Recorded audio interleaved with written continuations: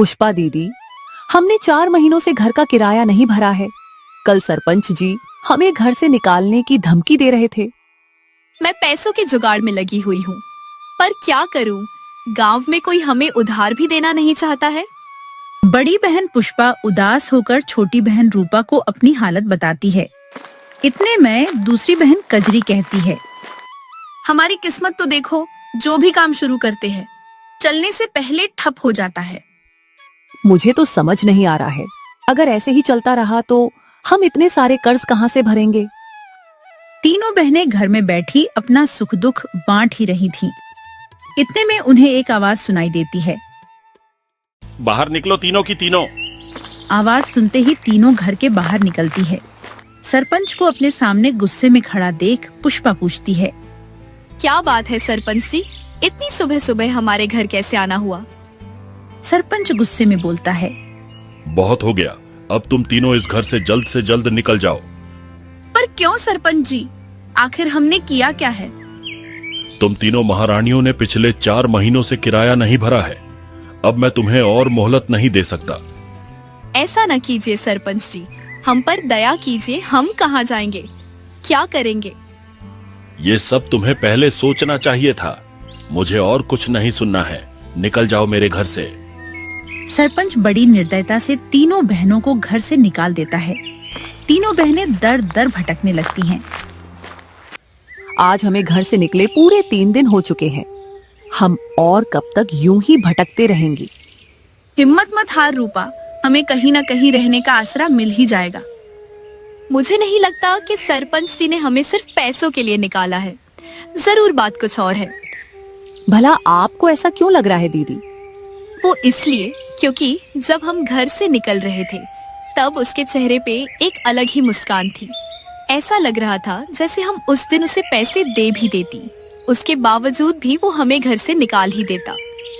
आखिर ऐसी क्या बात होगी जिस कारण सरपंच इस हद तक गिर गया कि 3 बेसहारा लड़कियों को बिना कुछ सोचे बेघर कर दिया। तीनों बहनें सरपंच के असल इरादे का सोच सोच कर परेशान हो रही थीं। तभी अचानक मौसम बिगड़ना शुरू हो जाता है। आसमान में काले बादल छा गए, तेज बिजलियां कड़कने लगीं।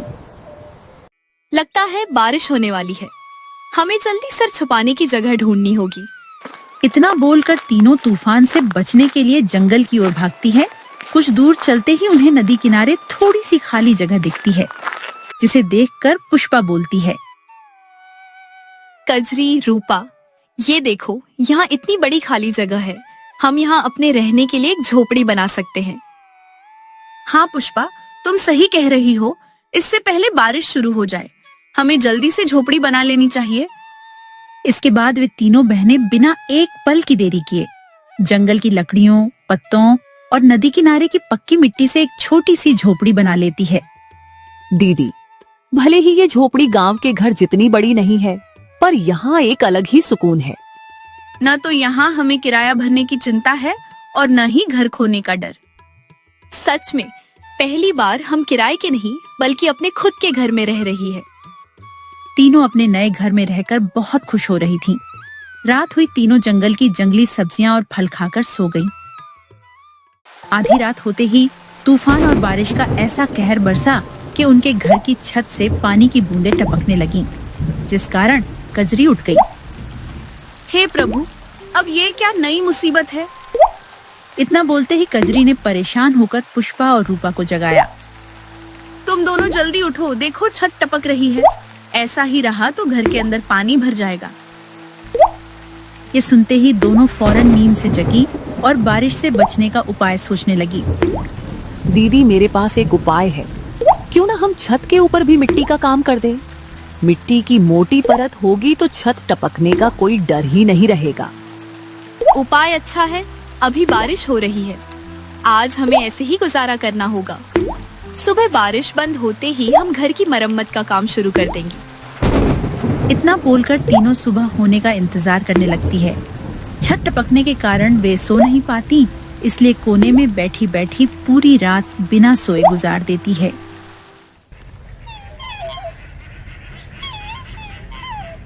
सुबह होती है, बारिश के रुकते ही वे तीनों छत की मरम्मत में लग जाती है। तुम दोनों यहीं रुको, मैं मिट्टी लेकर आती हूँ। थोड़ी देर बाद पुष्पा मिट्टी लेकर आती है और फिर तीनों बहनें छत ठीक करने लगती हैं। अब उनका घर पहले से और भी मजबूत बन गया था। ऐसे ही दिन बीतते चले जाते हैं। अब तो गांव में हर रोज बारिश होनी शुरू हो गई थी, लेकिन तीनों बहनों के घर पर बारिश का कोई असर नहीं पड़ता था। एक दिन बारिश के छुट्टे ही पुष्पा और कजरी सरपंच के घर जाती है। क्या हुआ, तुम दोनों बहनें यहाँ क्या कर रही हो? घर लेने की उम्मीद न पालना फिर से। सरपंच जी, हमें घर वापस नहीं चाहिए। हम तो बस आपसे एक मदद की उम्मीद करने आए हैं। कैसी मदद? हो सके तो आप हमें कोई काम दिलवा दीजिए। जो भी मुनाफा होगा उसमें से हम आपको भी कुछ हिस्सा दे देंगी। लगता है गरीबी में तुम दोनों बहनों की मति मारी गई है। तुमने ऐसा सोचा भी कैसे कि मैं तुम्हारी मदद करूंगा? आप तो गांव के सरपंच हैं, आपको तो गांव में हर किसी की मदद करनी चाहिए। ये आपका फर्ज है सरपंच जी। अब तुम दोनों मुझे मेरा फर्ज सिखाओगी। मेरे इतने बुरे दिन नहीं आए कि मैं तुम अनाथ बहनों से सलाह लूं। सरपंच उनकी खूब बेइज्जती करता है, मानो जैसे वो बरसों पुरानी कोई दुश्मनी अपने गुस्से के जरिए उनपे निकाल रहा हो। कजरी और पुष्पा उसके ऐसे बर्ताव से परेशान हो चुकी थीं। आखिर आप हमसे इतनी नफरत क्यों करते हैं? हमने आपका बिगड़ा ही क्या है? मैं तुम्हें जवाब देना जरूरी नहीं समझता। अब जाओ यहाँ से, मेरा दिमाग ना खराब करो। इसके बाद दोनों मायूस होकर सरपंच के घर से निकल जाती है। दोनों के अंदर घर जाकर रूपा को सब सच बताने की हिम्मत नहीं रहती है, इसलिए दोनों वहीं रास्ते में रुककर परेशानी का हल सोचने लगती है। कजरी, अब हम क्या करेंगे? काम नहीं मिलेगा तो अपना पेट कैसे पालेंगे? कब तक हम जंगली सब्जियां और फल खाकर गुजारा करेंगे? ऐसे तो हमारी सेहत बिगड़ जाएगी। मुझे तो रूपा की फिक्र हो रही है। हमारी छोटी बहन है, हमें उसे खुश रखना चाहिए, पर किस्मत के हाथों मजबूर उसे भी हमारे साथ दुख झेलने पड़ रहे हैं। दोनों बहनें एक दूसरे से अपना दुख बांट रही थीं। तभी अचानक वहाँ गांव की कुछ औरतें आती हैं। ये दोनों मनहूस यहाँ क्या कर रही है? इन्हें तो सरपंच ने घर से निकाल दिया था ना। अपने बारे में ऐसी बातें सुनकर कजरी को बहुत गुस्सा आता है और वो उस औरत को सुनाने लगती है। तुम हमें ऐसे कैसे बोल सकती हो? क्या हमने तुम्हारा उधार खाया है जो तुम्हारी बातें सुने? जेब में 1 रुपया तो है नहीं, पर अकड़ तो देखो। जुबान कैंची की तरह चलाने से कुछ नहीं होता। तुम तीनों बहनें हो ही मनहूस। सही कह रही हो बहन, मुझे तो इन तीनों बहनों से नफरत है। इनके माता पिता ने जो गांव वालों के साथ किया था वो कोई भी अब तक भूल नहीं पाया है। कहना क्या चाहती हो? मेरे माता पिता ने ऐसा क्या किया था गांव वालों के साथ? उन्हें बदनाम मत करो, वे तो अब इस दुनिया में भी नहीं हैं। सच सबको कड़वा ही लगता है। खैर, हमें तुम्हारे मुंह नहीं लगना, हमारे पास इतना फालतू समय नहीं है। इतना बोलकर वे औरतें वहाँ से चली जाती हैं। शाम होते ही कजरी और पुष्पा अपने घर वापस आती हैं। क्या बात है दीदी, आप दोनों इतनी निराश क्यों लग रही हो? कुछ नहीं बाबू, बस थोड़ी काम की चिंता है। आज भी हम खाली हाथ ही लौटे हैं।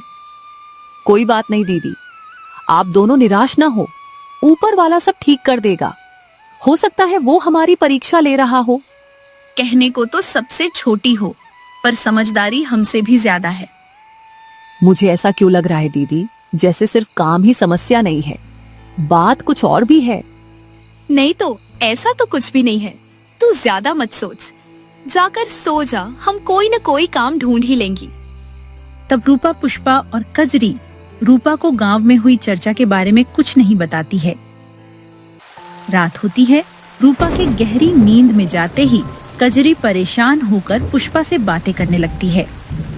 पुष्पा, आखिर गांव में सब हमसे इतनी नफरत क्यों करते हैं? जब देखो तब हमारे माता पिता को गलत क्यों कहते हैं? मुझे भी समझ नहीं आ रहा है। आखिर ऐसी क्या वजह है कि सब हम तीनों बहनों से इतनी घृणा करते हैं? यही सवाल उन्हें मन ही मन बेचैन किए जा रहा था। कुछ दिन बीते, अब तो उनकी हालत इतनी खराब हो गई थी कि बिना पैसों के गुजारा करना नामुमकिन सा हो रहा था।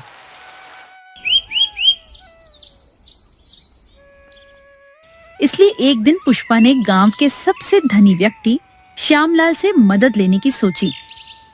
कजरी, रूपा, तुम दोनों घर पर ही रहना, मैं थोड़ी देर में आती हूँ। अब तुम कहाँ जा रही हो? बाहर मौसम खराब है, कभी भी बारिश हो सकती है। इसीलिए तो कह रही हूँ, घर पे ही रहना दोनों। मुझे श्यामलाल से काम के सिलसिले में बात करनी है। मैंने तो सुना है वो श्यामलाल काफी क्रूर और लालची है। पुष्पा, तुम अकेले घर का बोझ उठाने का सोच रही हो क्या? भूलो मत, तुम मुझसे कुछ महीनों की ही बड़ी हो। इसका मतलब ये नहीं कि मैं आराम करूं और तुम अकेले काम करो। मैं घर में अकेली रहकर ऊब जाती हूँ। अब मैं भी काम करूंगी और घर खर्च में आप दोनों का हाथ बटाऊंगी। दोनों ने साथ काम करने की जिद ठान ली थी, इसलिए पुष्पा उन्हें चाहकर भी मना नहीं कर पा रही थी। अब तीनों बहनें श्यामलाल के घर की ओर निकल पड़ती हैं। रास्ते में मिलने वाले हर लोग उन्हें नफरत की नजर से देखते हैं, लेकिन तीनों अपनी हिम्मत नहीं हारती हैं और श्यामलाल के घर पहुंचती है। श्यामलाल अपने घर के सोफे पे बैठे आराम फरमा रहा था। सेठ, हमें कोई काम दे दीजिए, हमें काम की बहुत जरूरत है। अरे तुम तीनों आओ आओ, मैंने सुना है तुम्हें बेघर कर दिया गया है। बहुत अफसोस हुआ सुनकर। किस्मत के आगे किसकी चली है साहब? गांव में कोई हमारी मदद नहीं कर रहा है। हम बड़ी उम्मीद लेकर आपके पास आए हैं। क्यों नहीं, मैं तुम तीनों को जरूर काम दूंगा और पगार भी अच्छी दूंगा।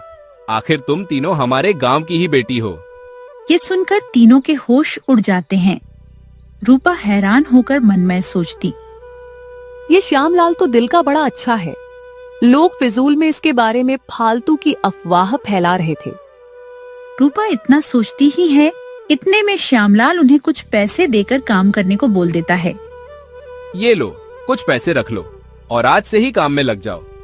और हाँ, आगे कभी भी पैसों की जरूरत हो या कोई भी परेशानी हो तो बेझिझक मुझसे कहना। शुक्रिया सेठ, आप सच में बहुत भले इंसान हो। भगवान आपको हमेशा तरक्की दे। इतना बोलकर तीनों मजदूरी के काम में लग जाती है। दिन बीतते हैं, अब उनकी थोड़ी आमदनी होने लगती है। अब उनके घर में न तो राशन की कमी थी और न ही पैसों की। श्यामलाल ने तो जैसे उन तीनों की किस्मत ही बदल दी थी। एक दिन मौसम की मार गांव पे ऐसी पड़ी कि बारिश ने रुकने का नाम ही नहीं लिया। न जाने अचानक मौसम को क्या हो गया है, बारिश रुकने का नाम ही नहीं ले रही है। आज 4 दिन हो गए हैं, हम काम करने नहीं गए। अगर सेठ श्यामलाल गुस्सा हो गए तो लेने के देने पड़ जाएंगे। इतनी बारिश में कोई पागल ही होगा जो घर से बाहर निकलेगा। आप फिक्र मत करो, सेठ श्यामलाल बहुत अच्छे हैं, हमारी परेशानी समझेंगे। हाँ, ये तो है, वो हमारी जिंदगी में एक फरिश्ता बनकर आए हैं। जहाँ सबने हमसे मुंह फेर लिया, वहाँ उन्होंने हमें सहारा दिया। वैसे मुझे आप दोनों से कुछ बात पूछनी है। क्या बात है रूपा? किसी ने कुछ कहा क्या? मैं कुछ दिन पहले घर का सामान लेने बाजार गई थी। तब वहाँ मुझे सब लोग बहुत ताने दे रहे थे, कह रहे थे अपने माता पिता की करनी का फल जरूर भुगतेगी। तू उनकी बात पे ज्यादा ध्यान मत दे, वे सब हमारी तरक्की से जल रहे हैं। और नहीं तो क्या, जब हम दर दर की ठोकरें खा रहे थी तब तो कोई मदद करने के लिए आगे नहीं बढ़ा। अब हम उनकी बात क्यों सुने भला? पुष्पा और कजरी गांव वालों के तानों को नजरअंदाज कर रही थी। उन्हें ये समझ नहीं आ रहा था कि इन तानों के पीछे क्या गहरा राज छिपा है। वे तीनों बिना किसी फिक्र के अपने मिट्टी के घर में आराम से रह रही थीं। बारिश और तूफान इतना ज्यादा बढ़ गया था कि गांव में हर तरफ पानी भर गया था। लोगों के लिए गांव में रहना मुश्किल हो रहा था। सरपंच जी, हमारी सहायता कीजिए, हमारा घर डूब रहा है, हम कहाँ जाएंगे? आप सब घबराइए मत, मैं कुछ सोचता हूँ, मुझे थोड़ा समय दीजिए। समय ही तो नहीं है सरपंच जी, बारिश ऐसे ही होती रही तो पूरा गांव डूब जाएगा, कुछ नहीं बचेगा। गांव की परिस्थिति बहुत खराब हो गई थी। पानी का बहाव इतना बढ़ गया था कि सब अपनी जान बचाने के लिए जंगल की ओर भाग रहे थे। जंगल पहाड़ की ऊंचाई पे था, इसलिए वहाँ पानी भरने की परेशानी नहीं थी। रूपा और कजरी घर के बाहर बैठी थी, तभी उनकी नजर गांव वालों पे पड़ी। कजरी दीदी, वो देखो गांव वाले जंगल में इधर उधर दौड़ रहे हैं। अरे हाँ, चलो देखते हैं क्या हुआ है। कजरी पुष्पा को आवाज देती है। पुष्पा भी घर के बाहर आ जाती है। फिर तीनों गांव वालों के पास जाते हैं। उन गांव वालों की भगदड़ में सरपंच भी था। क्या बात है सरपंच जी, आप सब इधर उधर भाग क्यों रहे हैं? हम सब अपनी जान बचा रहे हैं। हमारा घर डूब चुका है। हम बेसहारा हो गए हैं। जो जैसा करता है उसके साथ वैसा ही होता है। एक समय आपने हमें बेघर किया था, आज भगवान ने आपको कर दिया। कजरी, ये कोई समय है क्या लड़ाई करने का? ऐसे किसी के बुरे वक्त का मजाक नहीं उड़ाते हैं। आप सब हमारे घर चलिए। यहाँ बारिश के कारण बाढ़ आने की संभावना नहीं है। इतना बोलकर तीनों बहनें सभी गांव वाले को अपने घर लेकर चली जाती हैं।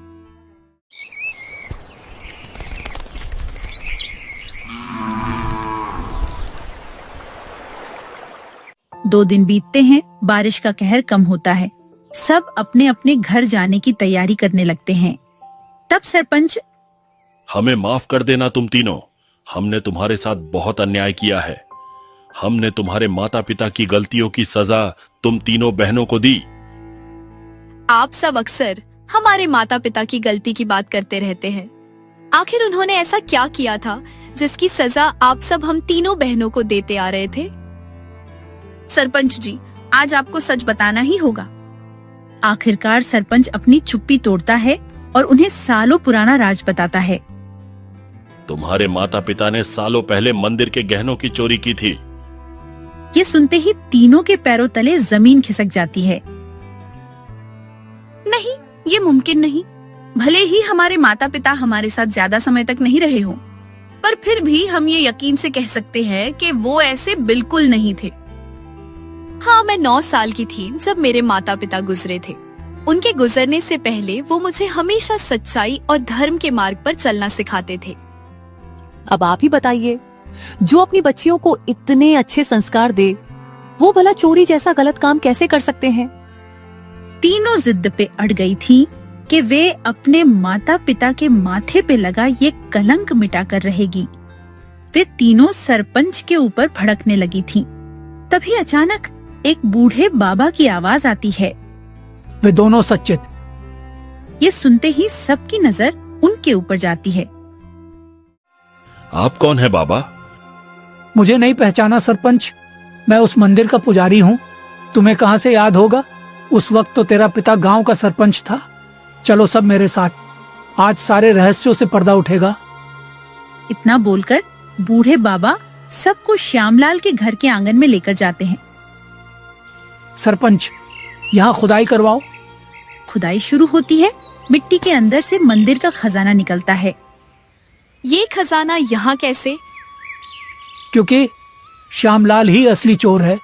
वो तेरे पिता का खास मित्र था। उनसे चोरी करके तेरे माता पिता को फंसा दिया। अगर आपको सच पता था तो आपने अब तक किसी को कुछ बताया क्यों नहीं था? मैंने श्यामलाल को चोरी करते देख लिया था, इसलिए वो मेरी जान का दुश्मन बन गया था।